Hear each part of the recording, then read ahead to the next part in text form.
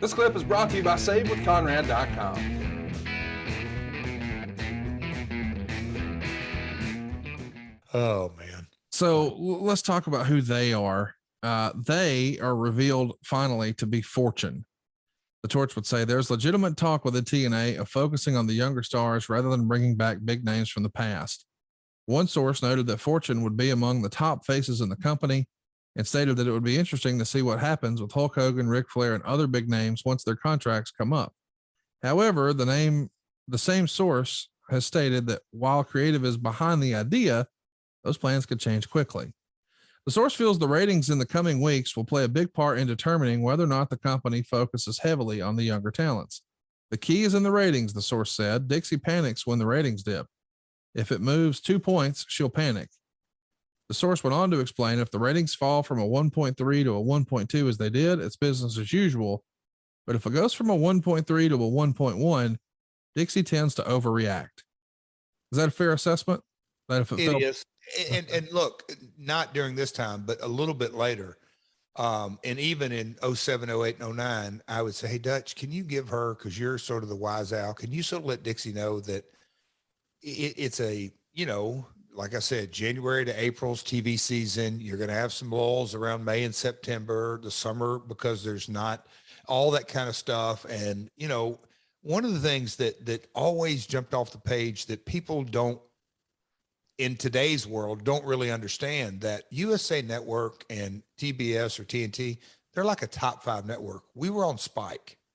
That's not even, I don't even think we're in the top 20, but certainly not in the top 10. I think it was 15 and up, or maybe 20 and up, 22, 23, as far as, when I say that is primetime average.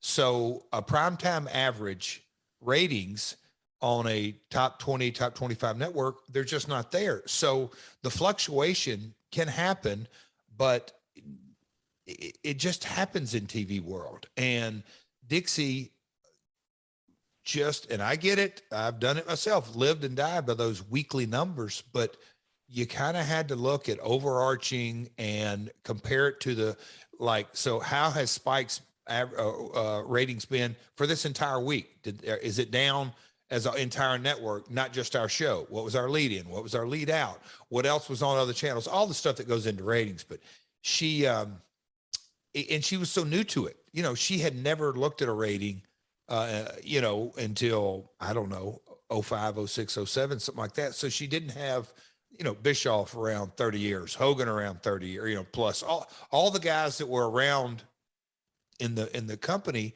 You know, we looked at those court hour ratings in the Attitude Era. So anyway, yes, that's a fair assessment that Dixie a lot of times would jump in a rabbit hole, and we would try to say, don't knee jerk. By the way, this is the era where Okada is the fucking Green Hornet. Boy, just lots of misses here. The go home Impact on the way to this pay-per-view Against All Odds 2011 draws a 1.2 rating, which is a decrease from the 1.31 the week before. Here's how the breakdown has been on the lead up to this pay-per-view over the prior 6 weeks. January 6th, 1.5. January 13th, 1.7.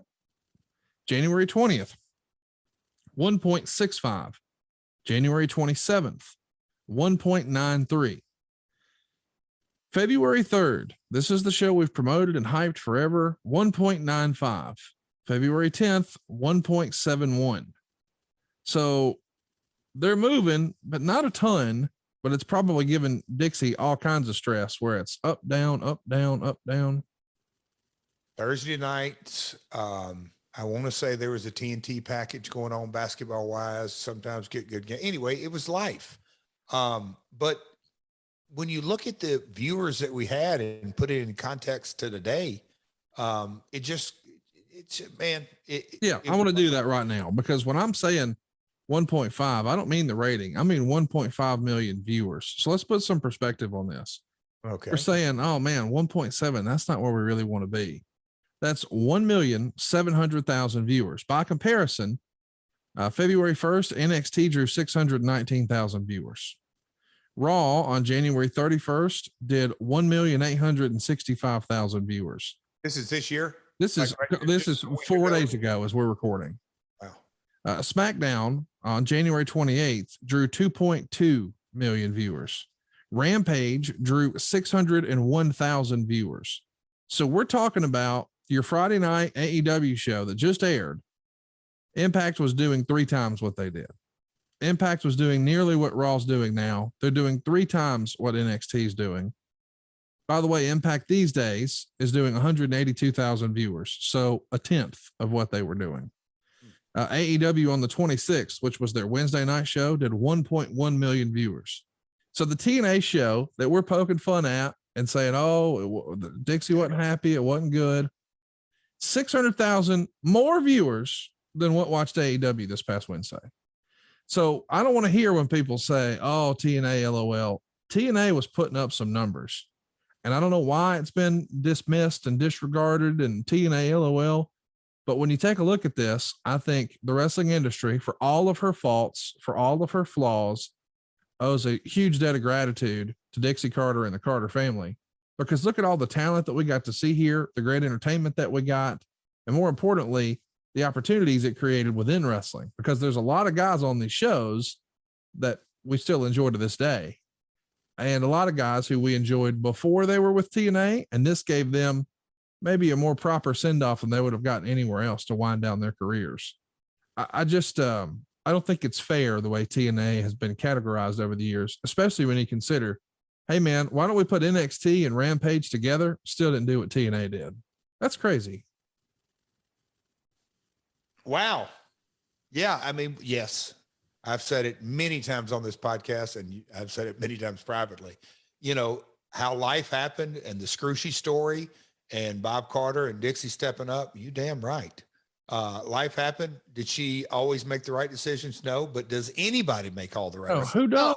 No, Lord. Nobody does. But man, when you just put it in context to, you know, the number that just jumped off the page at me? What? So one of those numbers that Impact was 1.9 million people, right? 1.93 on January 27th. A week later, 1.95. That's nearly what WWE does on Fox now. You were doing that's the number that jumped off the page. SmackDown 2.2 on Fox broadcast television. On broadcast television, and we're talking about a top 20, top 25 cable. Yes. Yes. Wow. That's Fox, who has the NFL, Spike, who has Girls Gone Wild commercials. It's a different animal. It is a completely different animal. And we're only, you know, a couple 100,000 difference. Now I understand, well, the way people consume TV is different. I get all that. Yeah, I do too. But I'm just saying, let's put in the proper context. How many folks watched it? I don't care how they watched it. How many folks watched it? That's right. And Lord, TNA did a lot of good stuff. And I just don't think that gets talked about enough. Let's talk about something else here. Hey, it's Conrad Thompson. Thanks for checking out the podcast here on YouTube.